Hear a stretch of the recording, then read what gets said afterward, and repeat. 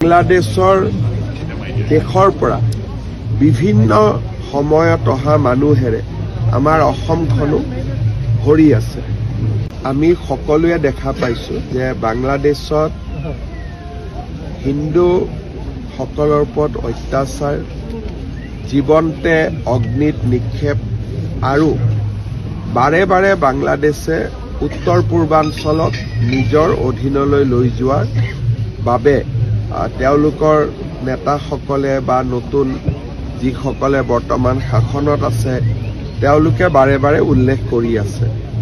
আমি বাংলাদেশত যি হৈছে তাক গভীৰ উদ্বেগেৰে সৈতে আমি লক্ষ্য কৰি আছো আৰু আমি সকলোৱে জানো যে সেই বাংলাদেশৰ দেশৰ পৰা বিভিন্ন সময়ত অহা মানুহেৰে আমাৰ অসমখনো ভৰি আছে।